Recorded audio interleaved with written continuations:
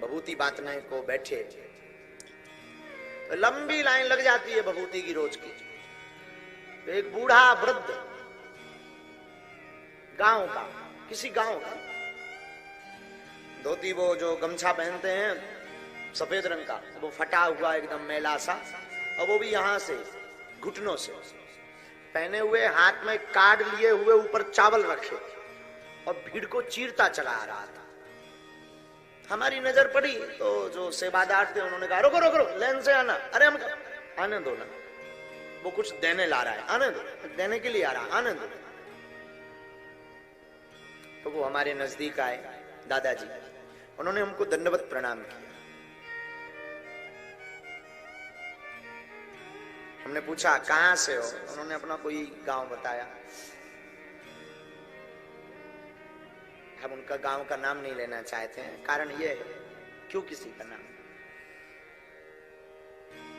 हमने कहा बताओ कैसे आना हुआ। बोले बस सरकार, सरकार कहा उसने, सरकार, हुजूर, हुजूर और सरकार, दो शब्द हमारे कान में आज भी वो गूंज रहे, वो मिठास भरे शब्द। क्या बोले साहब, हुजूर, सरकार, दरअसल बिटिया का ब्याह है, हम कार्ड देने आए हैं। अरे हम कहा लाओ लाओ लाओ, बहुत अच्छी बात, प्रसन्न, लाओ लाओ। हमने हाथ में कार्ड लिया तो ऊपर पीले चावल रखे थे, तो वो पीले चावल हमने लिए और बगल की टोकरी में, टोकरी रखी रहती थी भभूति की, उसमें डाल दिया। उसके पास एक पेज का कार्ड था, हमें लगा शादी का कार्ड होगा, उसमें लिफाफा होगा, उसमें अंदर पेज में लिखा होगा, पूरा वर्णन होगा, पर एक शादी का कार्ड था, वो भी एक पेज में।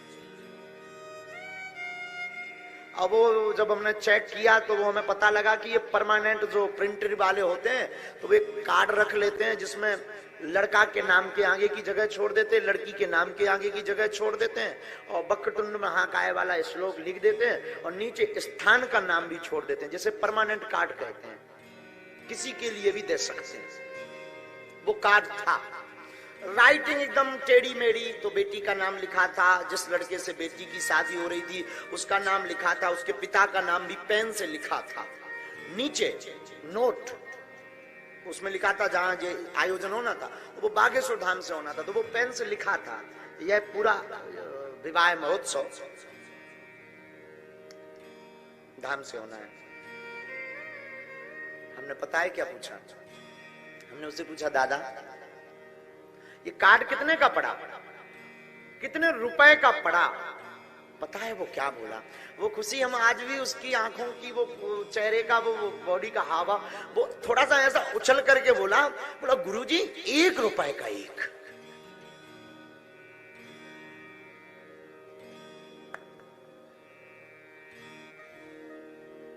हमने पूछा कितने छपवाए, बोला गुरुजी 100।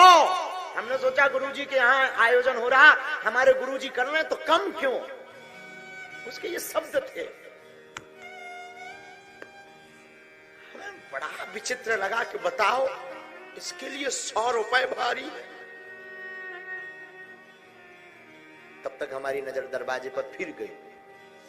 दरवाजे पर एक फटे कपड़ों में मेले से उसके पास गेरुआ रंग का सूट था, बच्ची के पास में एक बिटिया खड़ी थी, गेरुआ रंग का सूट था और एक गेरुआ रंग के कपड़े पहने थी, और वो भी फटे। यहां से हमने देखा उसमें थोड़ा थोड़ा थोड़ा छिद्र थे। एक लड़की रो रही थी, हमें लगा कि कोई आई होगी, कोई बीमार होगा, इसलिए बेचारी रो रही है। हमने कहा बुलाओ इस बच्ची को, उससे बात कर रहे थे दादाजी से, बुलाओ इसे, क्यों रो रही है बेटा। उस दादा ने उस बेटी की तरफ देखा, बेटी ने उस दादा की तरफ देखा। पता है क्या बोली, बोली महाराज जी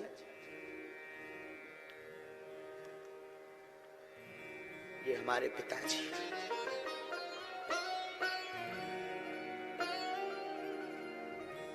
हमने कहा बेटा तुम रो क्यों रहे, क्या दिक्कत है, रोना क्यों। उसकी बात इतनी झंझोर गई हमें उस दिन के बाद, खबर नहीं। कभी कभी अकेले में हम उस बात को याद कर लेते हैं, कभी कभी बैठे बैठे, कभी गाड़ी पे चलते चलते याद कर लेते हैं। तो वो कह रही थी महाराज जी काश आज हमारे पिताजी बड़े आदमी होते तो हम आपको अच्छा सा कार्ड दे पाते।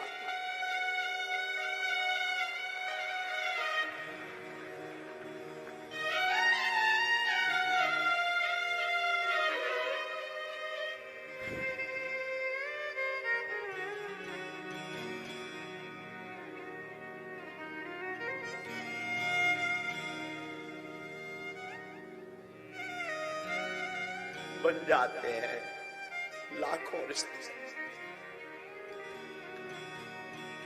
गरीबों की बेटियों की शादी में कोई नहीं आता साधु। अमीरों के तो लड़कों की शादी में भी अपने जेब खर्च से कार्ड छपवा देते हैं, बैनर टंगवा देते हैं, अपनी तरफ से डीजे बजवा देते हैं, लाखों का पार्टियां कर देते हैं करोड़ों की। अरे मानवो जगो, जिनका कोई नहीं है तुम उनका बनो। क्या कहवे साहब, नहीं दरिद्र शम दुख जग मान। गरीबी के समान दुख जगत में कुछ भी नहीं।